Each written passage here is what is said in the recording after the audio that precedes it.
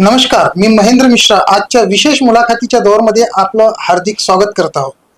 आज आमच्यासोबत विशेष जे उत्सव येऊन राहिले त्या उत्सवावर चर्चा करण्याकरता म्हणजे त्याच्यात जे ध्वनी प्रदूषण होते त्या बाबींवर चर्चा करण्याकरता विशेष नागरी संरक्षण हक्क समितीचे संस्थापक अध्यक्ष माननीय किरणरावजी देशमुख आहेत. आपण त्यांना विचारूया की शेवटी ध्वनी प्रदूषण याच्यावर आपण केव्हापासून काम करत आहे आणि आपल्याला असं का वाटलं की ध्वनी प्रदूषण हे नको व्हायला हवं. नमस्कार. आपल्या सर्व युवा क्रांती न्यूज चॅनलच्या प्रेक्षकांना आणि मला बोलावलं त्याबद्दल आपले धन्यवाद मी या ठिकाणी प्रथम देतो.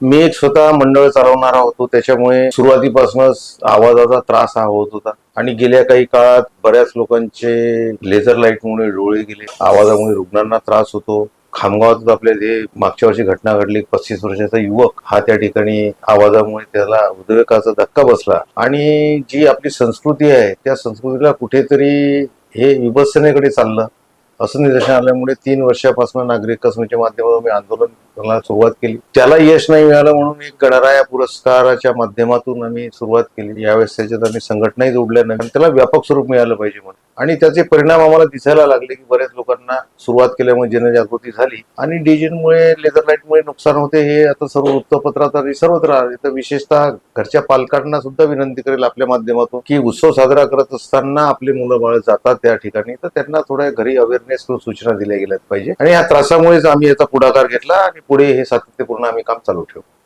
नक्कीच ध्वनी प्रदूषणामुळे हानी होते यावर मेडिकल सायन्स सुद्धा म्हणते, पण काय ध्वनी प्रदूषण फक्त डीजेवरच प्रहार का, इतर गोष्टीमुळे जे ध्वनी प्रदूषण होते त्याचं काय?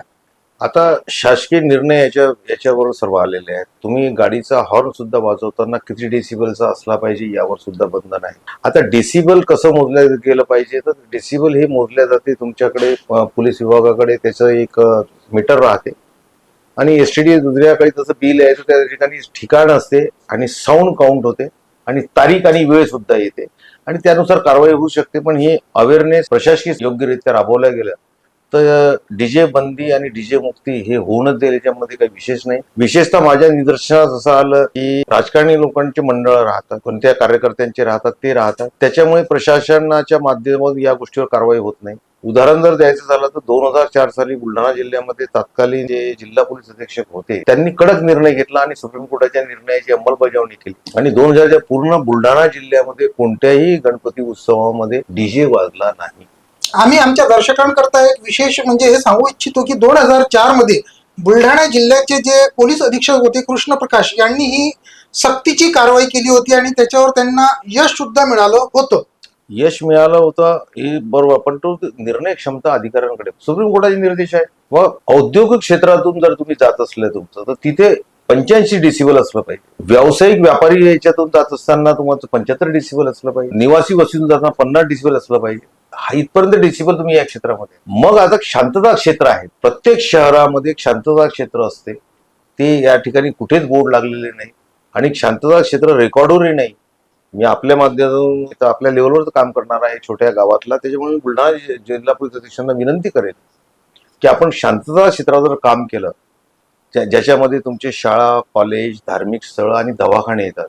दवाखान्यावरून जात असताना त्या 100 मीटरच्या आतमध्ये 15 डेसिबलचा आवाज असला पाहिजे, हा सुप्रीम कोर्टाचा आदेश आहे. शाळेजवळून जात असताना 25 डेसिबल असलं पाहिजे. धार्मिक स्थळ जाताना 30 डेसिबलचा आवाज असला पाहिजे. हे सर्व संकेत आहेत आणि निर्देश सुप्रीम कोर्टाने जवळपास 17-18 वर्षापूर्वीपासून दिलेले आहेत सर्व आणि त्याच्यात अजून नवीन अजून आदेश पारित झाले, पण त्या आदेशाची अंमलबजावणी नाही होती. सुप्रीम कोर्टाच्या निर्णयाची सुद्धा अवमानना आहे.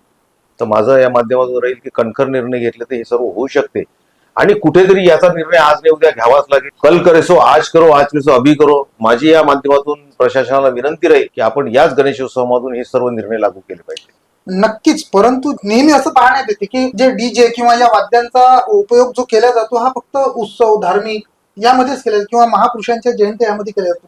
मग काय जो जुना मार्ग आहे ते मार्ग बदलावेत का याच्याकरता? आता नाही, मार्ग बदलल्यामुळे हे जे उत्सव साजरे करतात, कोणत्याही धर्माचा उत्सव असू द्या, हे सर्व याच्यामध्ये युवकांचा भरणा मोठ्या प्रमाणात असतो आणि त्यावर त्यांचा आनंद आणि उत्साह इतका मोठ्या प्रमाणात असतो की त्यांना जर तुम्ही या मार्गाबद्दलच्या जर आडकाठ्या घातल्या तर इथे मोठ्या प्रमाणात त्यांच्यामध्ये रोष निर्माण होतो. तर त्याच्यामुळे काय होतं, तरुणाईला आवडण्यासाठी समुपदेशन जे आपण नेहमी करतो, म्हणून मी पालकांना सुरुवातीला विनंती केली होती की घरी वारंवार जर एक विषय कानावर आपल्या येत गेला तर त्याचे परिणाम होतात. ठीक आहे, एका दिवसात बदल होणार नाही, परंतु हा सामूहिक प्रयत्न करण्याची सर्वांना गरज आहे. आपल्या घरापासून आई वडिलांनी सुरुवात केली पाहिजे. त्याच्यासाठी काही पालक वर्गाचे मेळावे आपल्या संघटनेच्या माध्यमातून आपण घेऊ शकतो. जसं आजकाल शिक्षणाबाबतीत सर्वच पालक अवेअरनेस झाले आहेत. मग गरीब असो श्रीमंत असो, प्रत्येकाला मुलांना शिक्षण देण्याचं आवड असते, वेगवेगळे क्लास लावतात, परंतु हे मार्गदर्शन त्याला अत्यंत आवश्यक आहे. आणि आपला मुलगा घराबाहेर काय करतो हे पाहणं आवश्यक आहे. तरुणाईवर जर आपण त्या ठिकाणी जर त्यांना समजवण्यात यशस्वी झालो तर मी म्हणतो 100% डीजे बंदी आपलं शहरच नाही, जिल्हाच नाही, महाराष्ट्र संपूर्ण भारतभर होऊ शकते. आणि ही चळवळ सगळ्यांना, तुमच्या आमच्यासारख्या लोकांना, ज्या समाज क्षेत्रात काम करतात त्या लोकांना सातत्यपूर्ण चालवलं, म्हणजे त्याच्यामध्ये न थांबताही चालवली तर याला निश्चित उद्या यश मिळेल. नक्कीच चांगल्या गोष्टींना एक आंदोलनात्मक स्वरूप प्राप्त व्हायला हवंय. परंतु आपल्याला असं काय वाटतं की तरुणांना डीजे ऐवजी कोणत्या उपक्रमांकडे वळवता येईल की योग्य मार्ग निवडावा लागेल असं? आता कसं आहे, सर्वात महत्वाचं म्हणजे कसं आहे, सण हे भक्तिभावाने साजरे करायचं. प्रत्येक, आता ही भारतामध्ये विविध जाती धर्माचे लोक आहेत, उत्सव वेगवेगळे आहेत, आणि हे करत असताना आपण जुन्या काळी जे पारंपरिक पद्धतीने करत होतो, ढोल ताशे राहत होते, लेझी पथकं राहत होते, आखाडा मलखांब वगैरे आपण करत होतो, ह्या गोष्टीचा आनंद खूप वेगळा आहे. परंतु डीजेची सवय लागल्यामुळे कमी खर्चामध्ये मंडळवाल्यांचा आग्रह राहतो, कमी खर्च राहतो, त्याच्यासाठी हे सर्व राहते, इतक्या ऍसेसरीज प्रत्येक ठिकाणी राहत नाहीत, म्हणून डीजेला महत्व प्राप्त झालं. लग्न कार्यात सुद्धा डीजे वाजवणं चुकीचंच आहे एवढ्या मोठ्या भयंकर आवाजामध्ये. परंतु पारंपरिक पद्धतीने जर आपण करू शकलो, उत्सव साजरे करू शकलो, तर त्याच्यामुळे भक्ती आणि संस्कृती जपली जाते, गोंधळामध्ये भावना लोप पावते, आणि भावनेलाच महत्व आहे, म्हणून आपण धार्मिक उत्सव साजरे करतो. त्याच्यामुळे याचा आदर हा सगळ्यांनी राखला पाहिजे. भावना जरूर आहेत. भावना म्हटलं म्हणजे आपण असं म्हणावं लागेल की हिंदू संस्कृतीमध्ये जन्मापासून ते मृत्यूपर्यंत हा आनंदाची संस्कृती आहे. आणि जन्माला बाळ येते त्यावेळेस सुद्धा वाद्य वाजवले जातात, आणि एका वयानंतर जर का मृत्यू होतो तर त्याच्यातही आनंदानं त्यांना तिथपर्यंत पोहोचवले जातो. मी तुम्हाला एक मिनिट ठेवतो. मुलाच्या जन्माचा असा विषय काढला तर विश्व हिंदू परिषदेचे मलकापूर मधले इथले कार्यकर्ते आहेत, 25 वर्ष त्यांना मूल नव्हतं, 12-13 वर्षानंतर त्यांना मूल झालं, मुलगा झाला, आणि दवाखान्यातून 13-14 दिवसानंतर हे झालं. आनंद खूप होता, सर्व खूप छान आनंद होता. मग 12-13 वर्षानंतर मूल झालं, सक्रिय मनुष्य जीवनातला होता, तर त्यांनी दवाखान्यातून घरी नेताना डीजे वाढला आणि वाजत गाजत नेण्याचा प्रयत्न केला. परंतु एवढ्या आनंदावर विजन पडलं की घरी जाईपर्यंत ते बाळ जिवंत नव्हतं, डीजेच्या आवाजावरून आलं. ही बुलढाणा जिल्ह्यातली मलकापूर येथील घटना. नक्कीच नक्कीच डीजेमुळे कोणताही फायदा नाही आहे हे आम्ही जरूर म्हणू, पण त्याला जे कायद्यानं न्यायालयाने जी बंधनं घातली आहे त्या बंधनामध्ये त्यांनी राहावं. असो, डीजे मुक्त उत्सव प्रभावीपणे राबवण्याकरता शासन प्रशासनाने आता कोणती पावले उचलावी असं आपल्याला वाटते? मला असं वाटते, जे शासकीय अधिकाऱ्यांची जी सगळ्यात मोठी जबाबदारी आहे ती म्हणजे सुप्रीम कोर्टाने याबाबत दिलेल्या निर्देशांचं पालन करणे, कुठल्याही राजकीय दबावाला बळी न पडता त्याची अंमलबजावणी केली पाहिजे. आणि ही अंमलबजावणी वरच्या स्तरावरून जरी आली किंवा कोणत्या प्रत्येक क्षेत्राच्या अधिकाऱ्याला, जिल्हाधिकाऱ्याला आणि जिल्हा पोलीस स्टेशन याचे अधिकार आहेत, विशेषतः त्यांनी नाही केलं तरी प्रत्येक तहसीलदार, तहसील लेवलवर त्यांना आणि ठाणेदारांना सुद्धा त्यांचे निर्णय घेण्याचे अधिकार आहेत की आपण काय केलं पाहिजे आणि काय लागू केलं पाहिजे. तर मला असं वाटतं काही वेगळं करायचं काम नाही. जे सुप्रीम कोर्टाचे निर्देश आहेत हे पालन केलं. विशेषतः म्हणजे जी गाडी येते ती मॉडिफाईड केलेली राहते, त्याला आरटीओची कुठलीही मान्यता नाही. मग इतक्या जर तुम्ही चुकावर चुका करत राहाल, प्रशासन जर डोळे जाऊन पाहत असेल, आणि तुमच्या मार्गासाठी किती बोंबा मारले, याविषयी आपण किती चळवळी उभ्या केल्या, ठीक आहे, आपल्या भावना आहेत डीजे मुक्तीचं झालं पाहिजे, तर मला नाही वाटत त्याच्यामध्ये 100% यश येईल. आपण आपले प्रयत्न करणं काम आहे. प्रशासनाची भूमिका अत्यंत महत्वाची आहे. त्यांनी जर निर्णय घेतला तर एक सुद्धा कुठे डीजे वाजू शकत नाही. म्हणजे एकंदरीत असं मानावं का की या गोष्टींची अंमलबजावणी पूर्णपणे होत नाही, न्यायालयाच्या निर्णयांची अंमलबजावणी होत नाही, तर याला दोषी शासकीय अधिकारी की शासन? आता तुम्ही हा प्रश्न गोंधळाचा विचारला. माझा कोणावर टीका टिप्पणीचा विषय नाही राहणार याच्यामध्ये, पण काही भूमिका स्पष्ट मांडल्या पाहिजेत, कारण हा समाज हिताचा निर्णय आहे. याच्यामुळे लोकांच्या आरोग्यावर परिणाम होतो, लहान मुलांच्यावर परिणाम होतो, डोळे जातात, ते जातात, आणि एक उत्सवाला जे भक्तिमय वातावरण असते आणि संस्कृती आहे त्याला ही मान्य नाही, हे योग्य आहे. परंतु याच्यामध्ये काही राजकीय लोकांनी जर आपला हा निर्णय घेतला किंवा आपण प्रत्येक आता गणपतीची वर्गणीच्या पावत्या फाडतो, हे फाडतो, व डीजे वाजवत नसाल तर मी तुम्हाला पावती देईन, ह्या भूमिकेची अशी चळवळ आपल्याला हे उभी करावं लागेल. प्रत्येक गोष्ट शासनावरच अंमलबजावणी सोडून चालणार नाही आपल्याला. ठीक आहे, शासनाची जबाबदारी आहेच, तो भाग वेगळा. पण तुम्ही जर शासनाचा का पोलीस बंदोबस्तात उद्यापासून सर्व तुम्ही तुमचे लग्न सुद्धा पोलीस बंदोबस्तात लावणार, हे सोबतच आपल्याला प्रशासन, शासन आणि नागरिक, काही ज्या सामाजिक संघटना आहेत, जे काही लोक आहेत जे या समाज क्षेत्रामध्ये काम करतात, ज्यांना आवड आहे, त्या लोकांच्या समूहातून हा विषय पुढे नेला तर मला वाटते जास्त वेळ लागणार. हे मोठ्या प्रमाणात जर आपण चांगल्या प्रकारे जर याचं प्रचार प्रसार करू शकलो, जनजागृती, तर मला असं वाटतं की 1-2 वर्षाच्या आतच संपूर्ण महाराष्ट्रामध्ये डीजे मुक्तीचा आदेश येऊ शकतो. मला तसं वाटतं आज ऍट द पॉइंट जर गृह खात्याने निर्णय काढला की महाराष्ट्रात डीजे वाजणार नाही, तर डीजे अजिबात कोणाची हिंमत नाही की कुठे डीजे वाजेल संपूर्ण महाराष्ट्रात. पण आता जिल्हा परिषद निवडणूक आहे, नगरपालिकेच्या निवडणुका आहेत, त्या निवडणुकात कार्यकर्त्यांचं समाधान करावं लागतं, हे लागतं. त्यांच्याही काही बाजू असतात, तेही काही, त्यांनाही काही आनंद मिळत नसेल राजकीय लोकांना, परंतु समाजाचं किती नुकसान होते हा विचार करून याच्यात आपण पुढे गेलं पाहिजे असं मला वाटतं. निवडणुकांचा विषय आपण आत्ताच काढला, त्यामुळे एक प्रश्न नवीन निर्माण होतो.